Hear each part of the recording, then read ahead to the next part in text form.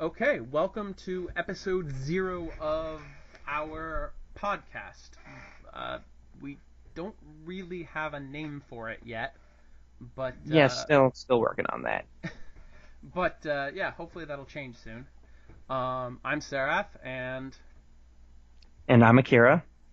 um, the purpose of this podcast is just talking kind of about nerd things.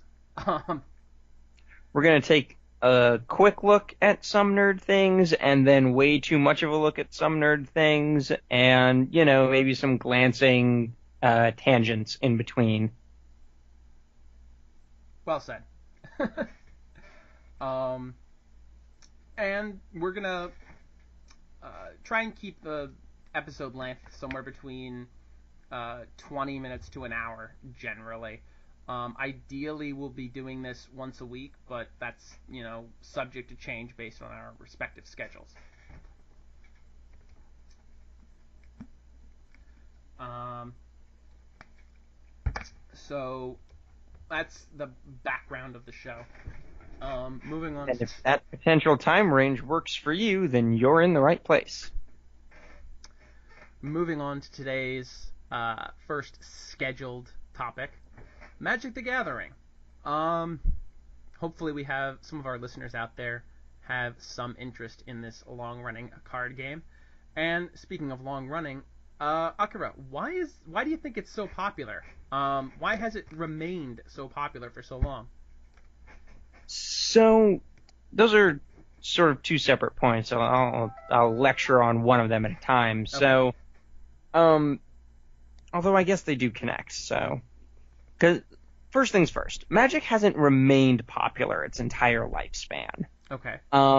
Similar to, I guess, World of Warcraft's lifespan, if you're familiar with it, it had a dip somewhere in, I guess, the early 2000s.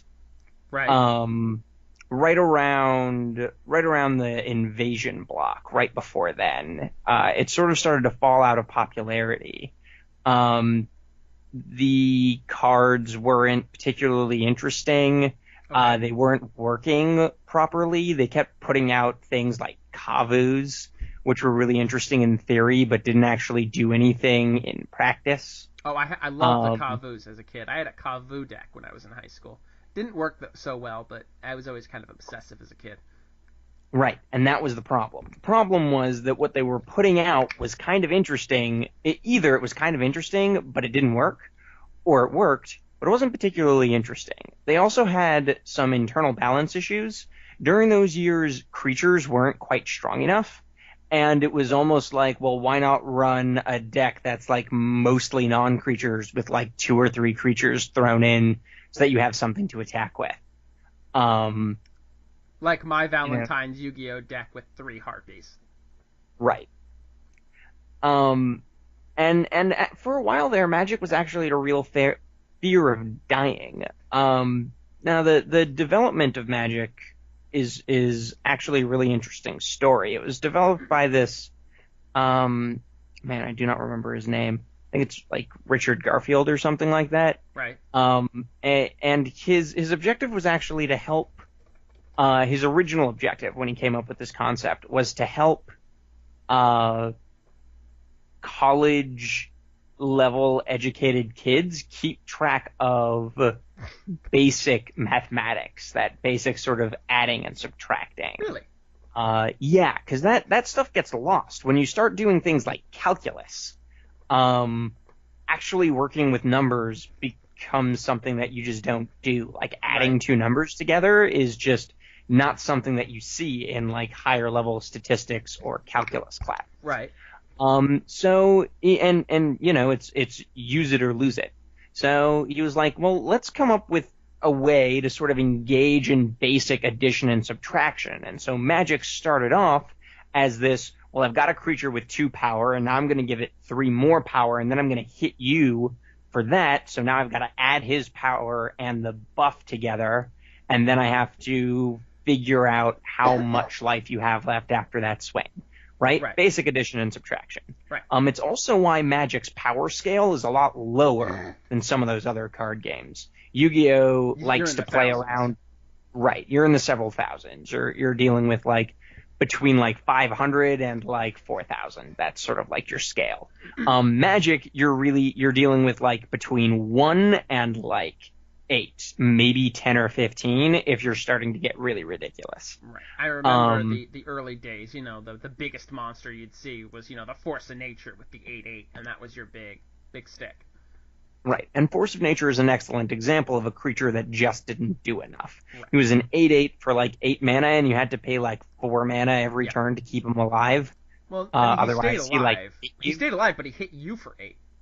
Right, so like really high maintenance creature.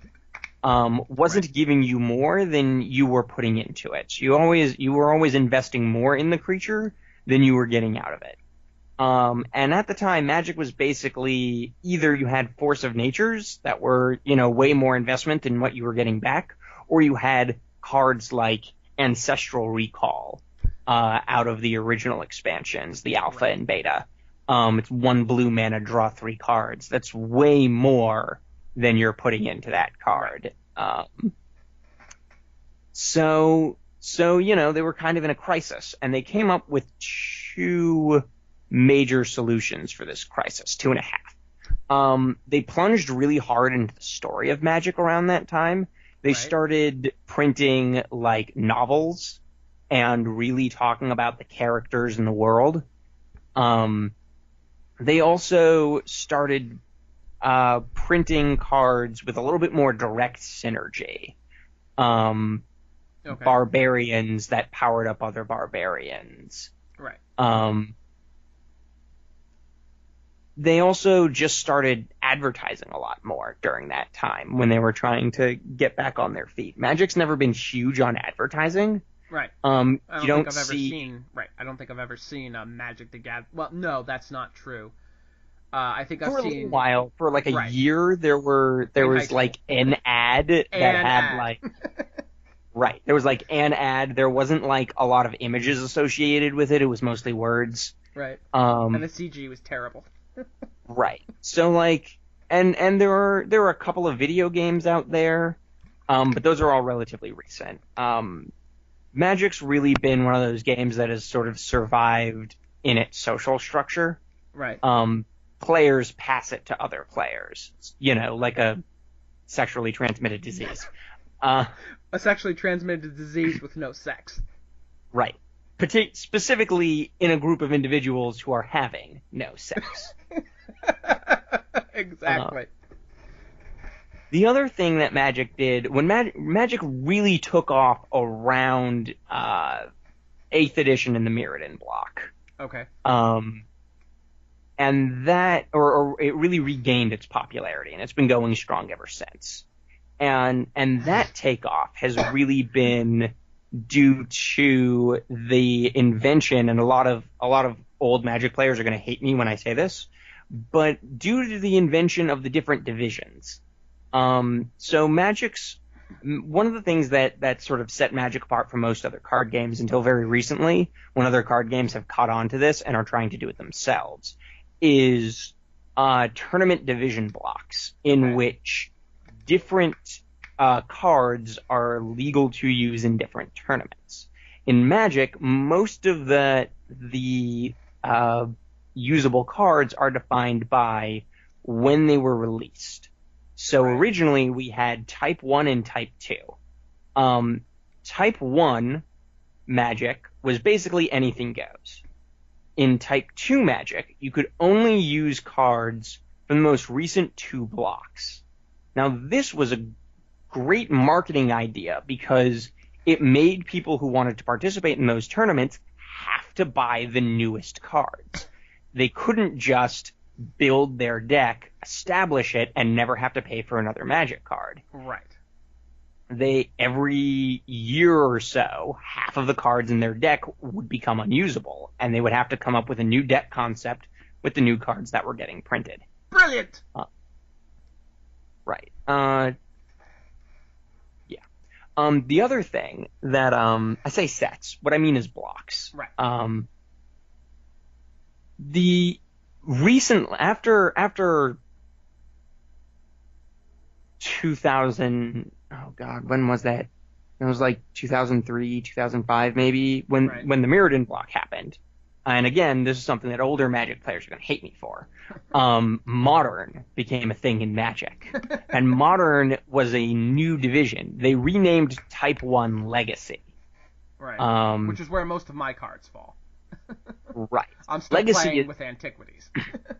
Right. Legacy is any set that was printed before the Mirrodin block, or before 8th edition, technically, which was printed right before the Mirrodin block. Right. Then Standard was what they renamed Type 2. And that's, again, going to be your two most recent sets and a core set usually in between them. Okay. And then Modern is any card printed after the cutoff date. Any card printed in 8th edition or later is legal to play in Modern, with the exception of a small banned list, mostly occupied by Mirrodin cards. Mirrodin was not a very balanced set. I don't know what happened, but they put that set out, and it synergized way too hard. There was just crazy synergy in the Mirrodin block, like insane. There are several competitive Legacy decks that basically only use cards out of Mirrodin. There are several competitive Modern decks that basically only use cards out of Mirrodin. It's kind of a crazy block. And honestly, I think that, and again, people are going to hate me for this, but I think that Modern would be a much more versatile format if we moved the hard line to the other side of Mirrodin, and Mirrodin wasn't included in Modern. Now, Modern Affinity players, I apologize. I just think that the Mirrodin cards are occupying too much of the format. Okay. So yeah, and then so that's how Magic got popular again, right? And the way that it stayed popular is we've got these three brackets of tournaments. We have a tournament bracket for the old school players, people who've been playing for 20 plus years, who want to keep using the cards that they've been using. Right. Legacy doesn't change much because the cards in it are really strong and pretty established. Right. I mean, I got all my cards from my brother, who is 18 years older than I am, and he gave me all his cards back when I was, 10. Somewhere between 7 and 10 years old, and he taught me to play. We were on vacation up in Maine, which is where he lives, and he gave me, 2,000-3,000 cards that he had collected when he was in college, and he taught me to play. And this was back late 90s, and obviously those are all considered legacy now because that was the 90s. And that's how I learned to play and where I learned to play. So I'm obviously a Legacy fan because the majority of my cards are Legacy. But yeah.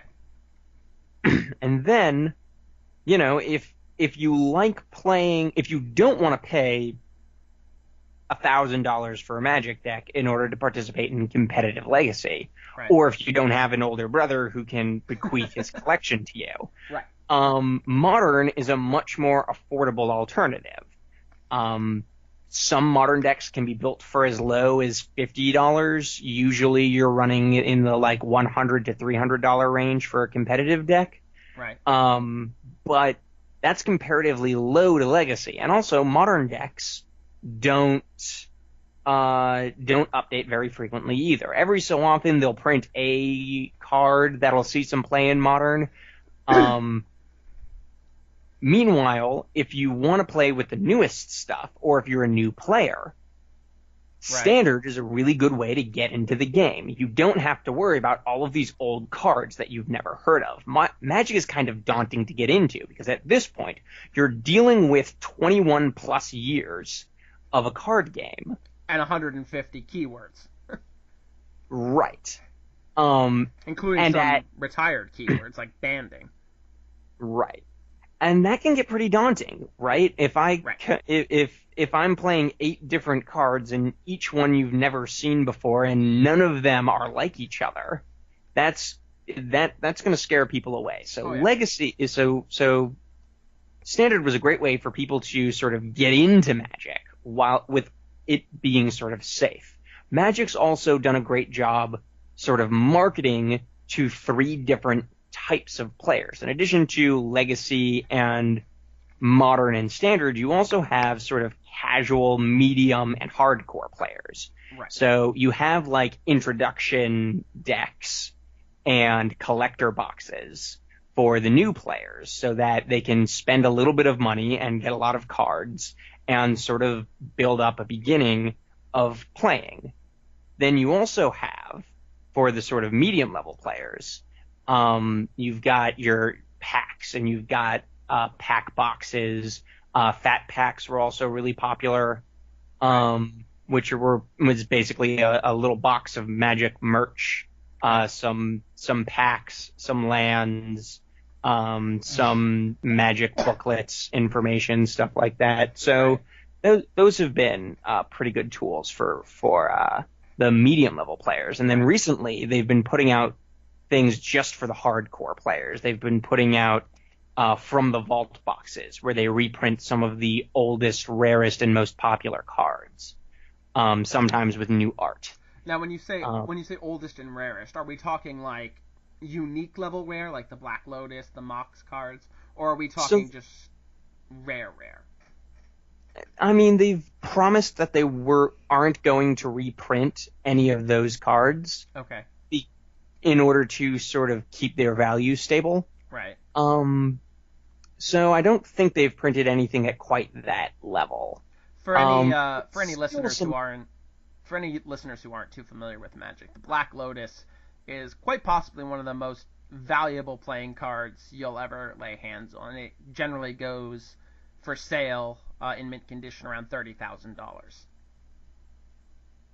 Right, with your average being something closer to like 5,000, since most of us didn't start playing with protectors when we started playing the game.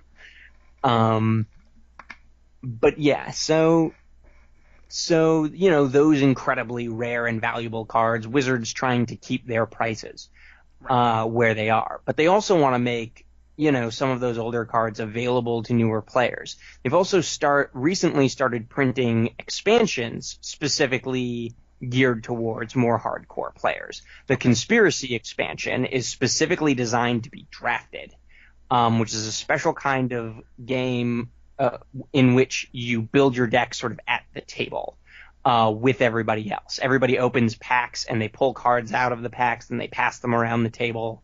And that's a really interesting way to play, but it's a higher level deck building, so you need to sort of be familiar and adept at that. But yeah, it's really interesting. And they've also started with Modern Masters, and I think they're getting ready to print Modern Masters 3. Right. And that's also, those are where they're reprinting very valuable, very useful cards that are used in the Modern expansion specifically to make it sort of easier to get into the Modern tournament tier. Right. Now, changing the subject slightly, Akira, what is your favorite color to play in Magic? Man, so generally my rule of thumb is to avoid answering any questions that are phrased favorite. If I had to pick a favorite color, I guess I'd have to pick white. Okay. Not because I'm racist. The first deck I ever built was a white-black deck. It was a variation on the Ivory Doom deck out of Onslaught, which is white-black tribal clerics. All right, so let me rephrase it. What color do you tend to play the most? Right. So I tend to play white the most. Okay. White's a good solid foundation color. White's got a lot of good protection and a lot of good removal, which is what any deck is going to want to have in it. Right. White creatures are kind of subpar compared to some of the other colors. Right. But their spells are top notch.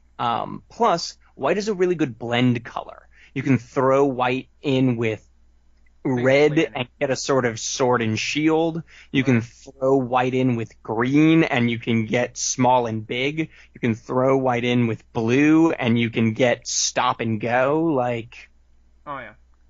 It mixes. well. Right, you can throw it in with black and you get healing and death. Right. So I tend to play white. Yeah, I personally prefer green. I've always loved green cards ever since I got my hands on my first Magic cards with my brother.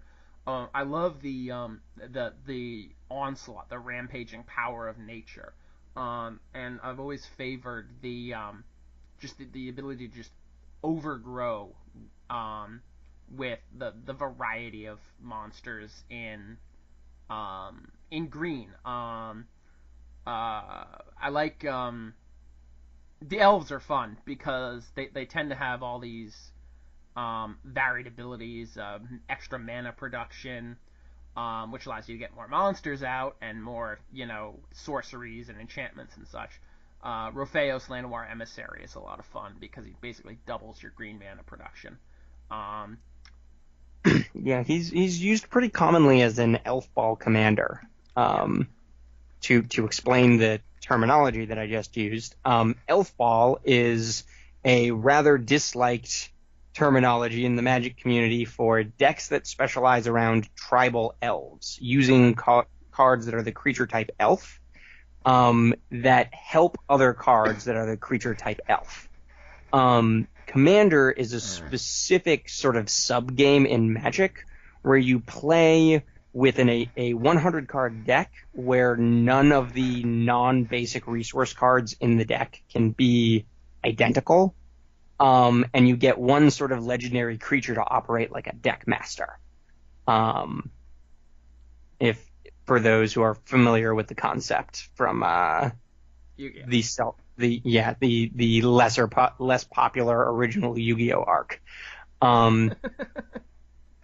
So yeah, and that sort of ties back into my conclusionary point for how Magic has stayed popular. Magic keeps printing new ways to play while supporting and not ruining the old ways to play, and that is how you keep your old fans happy and how you keep making new ones. Right.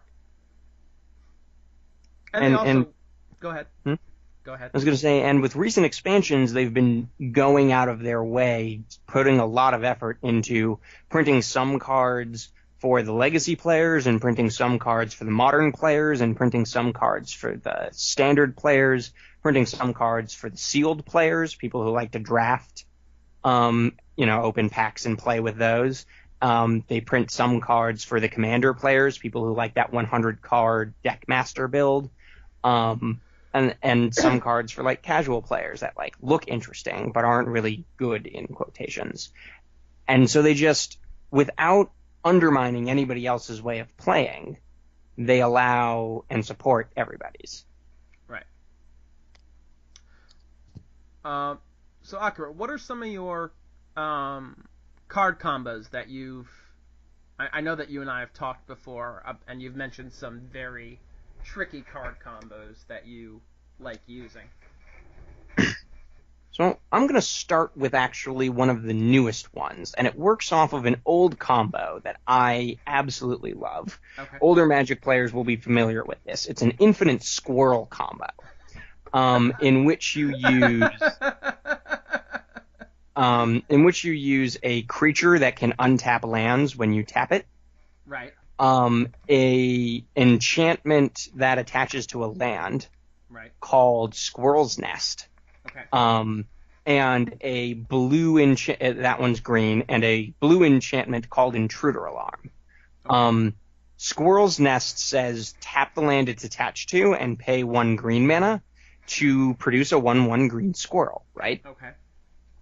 Intruder Alarm says creatures don't untap during their controller's untap step, when you would normally ready your cards to be used again. Instead, creatures untap whenever a creature enters the battlefield. So whenever a creature comes into play, untap all creatures. So I tap my creature, I produce my squirrel. Okay. Right? Squirrel appears. I tap my creature to untap my lands. I tap my lands. I make a new squirrel, which untaps the creature, which allows me to tap it again to untap the lands. I can do that. Repeat. I can cycle this. Right. I can cycle this until I have 2,476 squirrels. Right. Now, and they're not going to be able to block all of those. right. Now, there's a card that they just printed in the new set. And when I say new set, I mean it came out last week. Called the Locust God.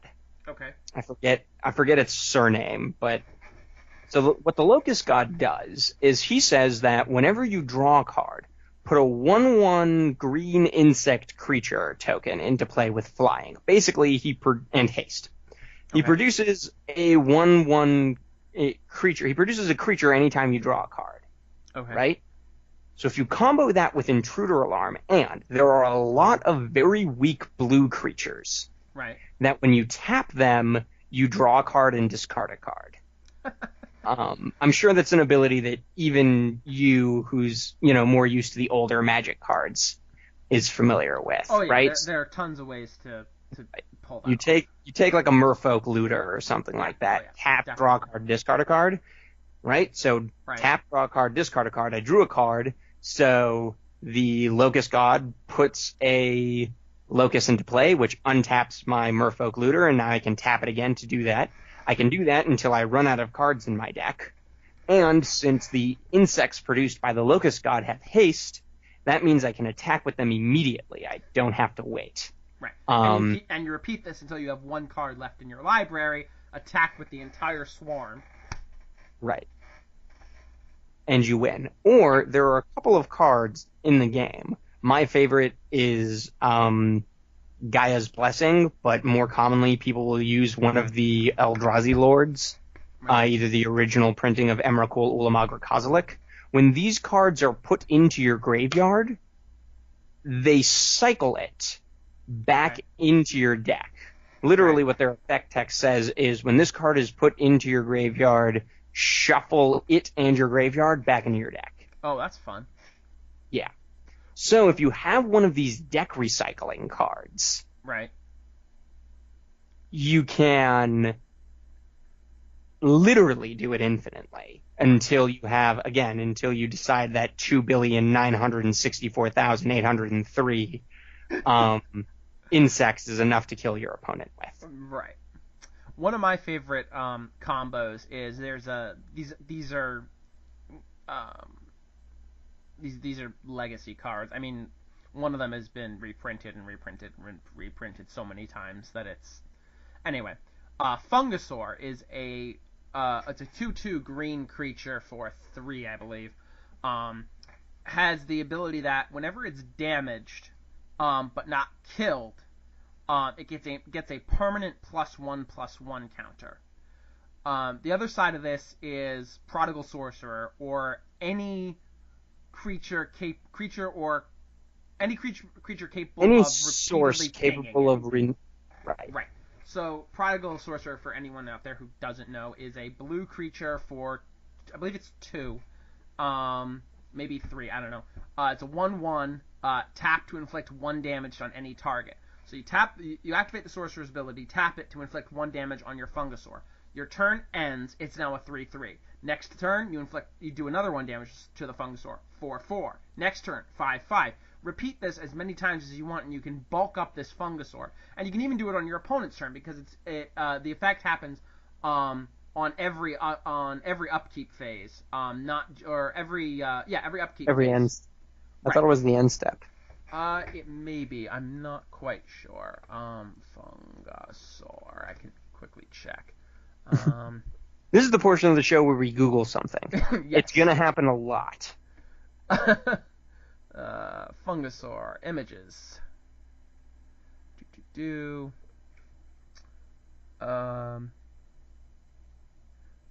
So there's a reprinting, which has very different text from what I recall. The reprinting says whenever Fungasaur is dealt damage, put a +1/+1 counter on it. The damage is dealt before the counter is put on, which means you could, with this new printing, you could do this endlessly. Yeah, as long as you had a way to reliably untap Prodigal Pyromancer. Right, Prodigal Sorcerer or whatever. The old one Prodigal says... Pyromancer was a totally different creature. Right. The old version says at the end of any turn during which Fungasaur was damaged but not destroyed, put a +1/+1 counter on it. So it looks like they've significantly improved Fungasaur. Yeah, you just need a reliable way to Right. give it damage that Right. wouldn't just be better off hitting your opponent. So Right. there's an infinite damage combo with Triskelion and Machias the Unhallowed. Okay. Um, so Machias the Unhallowed, he's 3 black and 3 generic for a total converted mana cost of 6. He's a 5/5 zombie something. I forget what his other creature type is. Anyway, the important part of his ability is that he gives every creature you control Undying. Undying is a totally unfair ability that says that if the creature would die, and it Okay. does not have a +1/+1 counter on it, you bring it immediately back into play with a +1/+1 counter on it. Okay? Mm-hmm. Next, there's a creature called Triskelion. He costs 6 mana, and he has 1 power and 1 toughness. Here's why he's worth anything, because 6 mana for 1 power and 1 toughness is worthless. Right. Triskelion says that when he comes into play, you put 3 +1/+1 counters on him. And you Then, can freely move them around. not move them around, you can freely remove them. He has an ability that says remove a 1/1 counter from Triskelion, Right. deal 1 damage to target creature or player. So, what you do is, you remove the counters from Triskelion, Okay. and you have damage that you can do anywhere.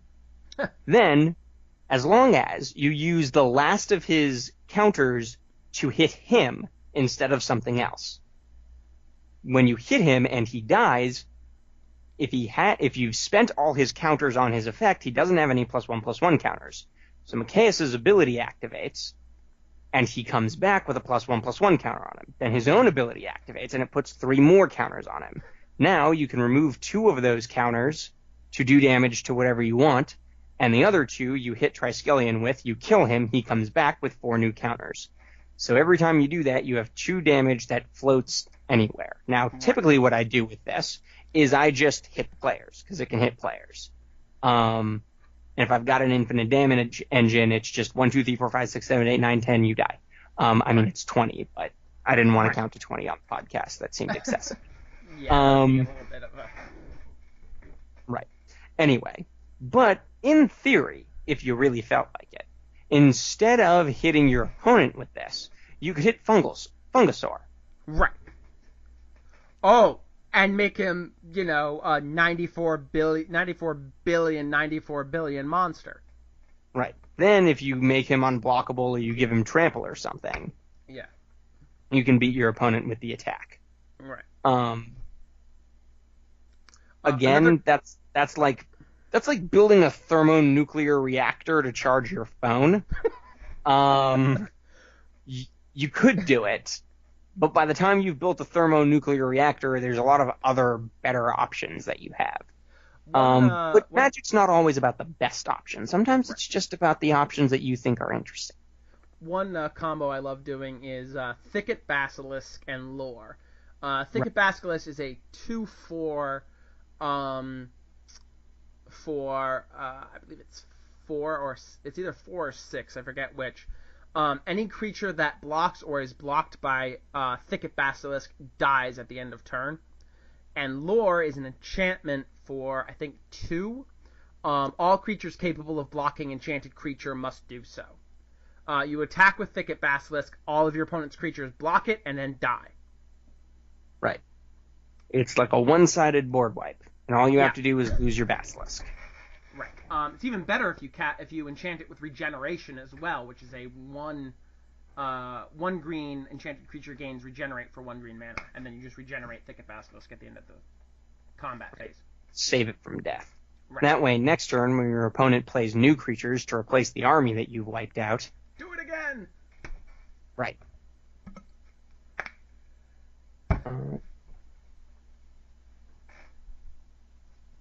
So a really annoying combo that I've been using. I used it on my brother yesterday, actually. Fun. No, wait.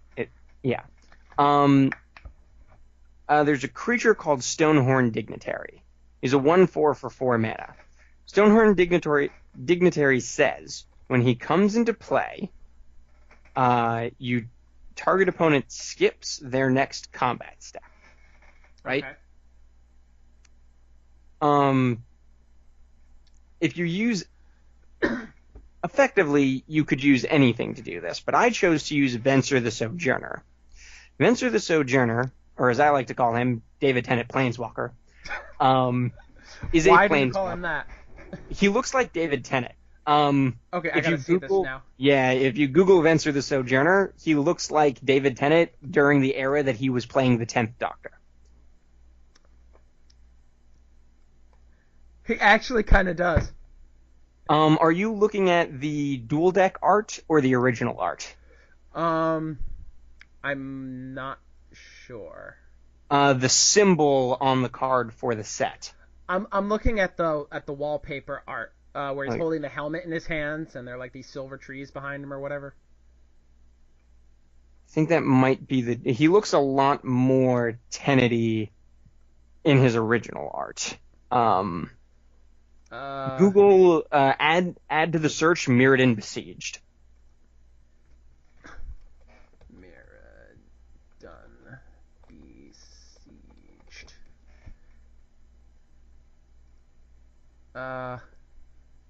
Yeah, both of them are still coming up. Okay, great. Anyway, the point is, Venser the Sojourner. So, as you can likely see, if you've done the Google, Venser's a Planeswalker, and Planeswalkers are kind of complicated. But the important part for Venser's case is he's got an ability that he can use once a turn, add 2 counters to him to remove a permanent that you control from the game and return it to play under its owner's control at the beginning of the next end step, so when you end your turn.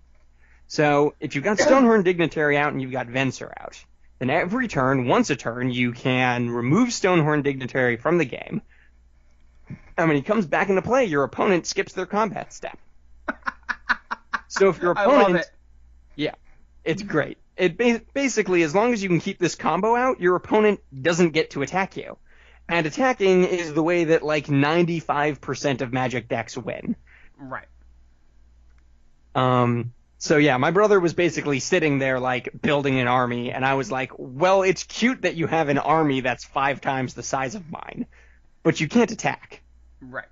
You don't get a combat step. Yeah. It's, and there are a lot of lousy combos like that with Venser, because he lets you replay cards, so any card that has a strong enter the battlefield ability works really well for him. Oh, you can use Verdaloth the Ancient to replay and replay and replay, because Verdaloth's kicker is X. Add X/1/1 green Saprolings under your control. So it wouldn't work with Verdaloth because kicker is a additional cost to casting.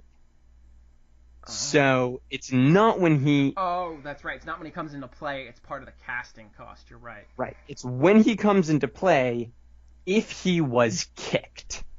And you don't get an opportunity to kick him again unless you're casting him again. Right, because you're not. Now, you could use an effect that returns Verdaloth to your hand. Right? If you have something like Unsummon, you can pour a lot of mana into Verdaloth and play him and get all those Saprolings, then you can unsummon him and do it again. Right. Paying the kicker cost again. Which, you know, is in itself an interesting combo. Although, my favorite combo is, of course, my modern deck. So, one of the interesting things about competitive Magic is we really like to give weird names to decks. My deck, for example, is called Seismic Swans, My deck is called Seismic Swans because this is a variation on another deck type, a little bit more popular, called Assault Loam. Now, Assault Loam is called Assault Loam because the deck is a combo deck, which means it tries to bring out a combo. That's its modus operandi. Okay. And the combo that it brings out is, of course, a card with Assault in its name and a card with Loam in its name. Right. The Assault part is called Seismic Assault. It's a 3-mana red enchantment that says that you can discard a land card from your hand to deal 2 damage to target creature or player. Basically, drop a resource from your hand, shock something, right? Right. Okay. The second piece to Assault Loam, very important, is called Life from the Loam. Life from the Loam is a 2-mana green sorcery that says take 3 lands from your discard pile and put them back into your hand. I love it. Now the thing that makes this work is that Life from the Loam has an incredibly overpowered ability called Dredge. Dredge always comes with a number after it, so it'll be like Dredge 1 or Dredge 5. Life from the Loam is Dredge 3. Dredge is a replacement effect, which means it replaces another instance of something happening. Specifically, it replaces your draw. When you would draw a card, if a card with Dredge is in your graveyard, instead of drawing, you may put a number of cards from the top of your deck equal to that card's Dredge number into your discard pile, and then add the card from your discard pile to your hand. So, interesting. What Life from the Loam does is instead of drawing, such as when you draw for the turn, at the beginning of your turn, you can discard the top 3 cards of your deck. Then, you can take Life from the Loam back from your discard pile. Okay. Then, you can cast Life from the Loam and get 3 lands back from your discard pile. Then, you can use Seismic Assault to discard those lands to deal damage to things. The reason why this deck normally works is that in the modern competitive bracket, 6 damage a turn is pretty hard to stomach. That combo in and of itself will more or less let me clear your board. And then slowly kill you and kill everything that you try to put out after I do it. I try to get a little bit more zany with it. Instead of relying on... So I still have the Seismic Assault. That's where the Seismic comes from in Seismic Swans. Right. But instead of relying on Life from the Loam and sticking myself at the number 6 for my general turn count of damage, I use a creature called Swans of Burnar Gull. Swans of Burnar Gull says when it would be dealt it's a 4-mana 4/3 flying creature. When it would be dealt damage, it prevents that much damage, and the controller of that damage source draws that many cards. So if it would be dealt 3 damage from like a lightning bolt spell, right, it prevents that damage, and whoever casted the lightning bolt spell would get to draw 3 cards. Okay.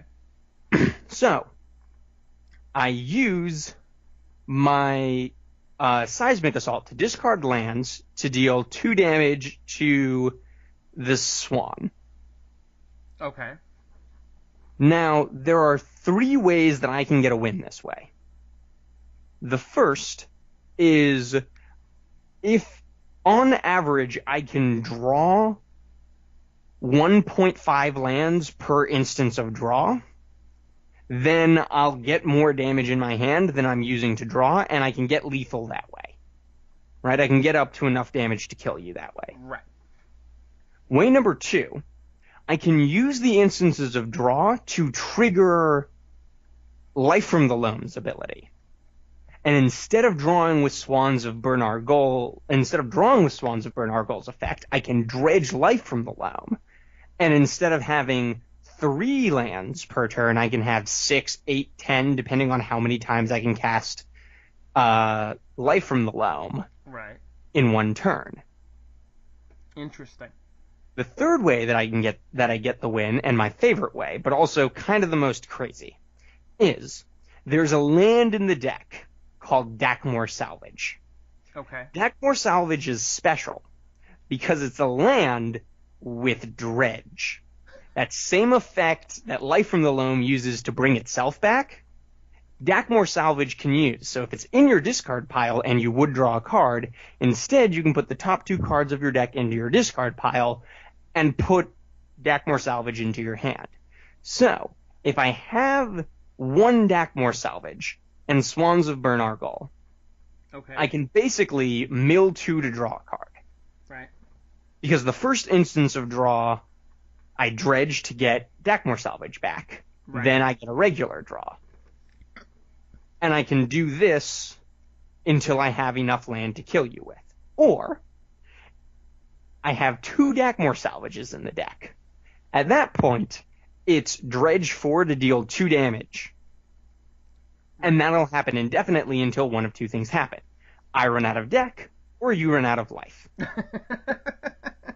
Except, I have cards in the deck that when I have cards in the deck that when they're sent from my deck to the discard pile, they reshuffle my discard pile into my deck. Which you mentioned earlier, right. Right. Gaia's Embrace is the one that, or Gaia's Blessing is the one that I use because I don't like Eldrazi. In theory, I could use an Eldrazi Lord. It works a little bit better in my deck specifically to use Gaia's Embrace. So I can achieve infinite damage by cycling my deck, and throwing lands at you. Another one of my favorite combos. This is kind of the polar opposite to infinite damage. Well, not quite because it's not technically infinite life, but Library of Lang and Ivory Tower. Library of Lang is a fun card because what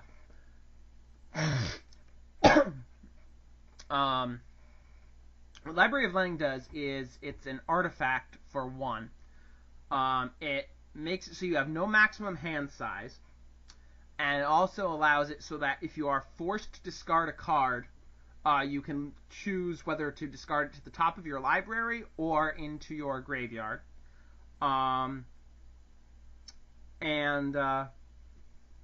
If the discard is random, you can look at your hand.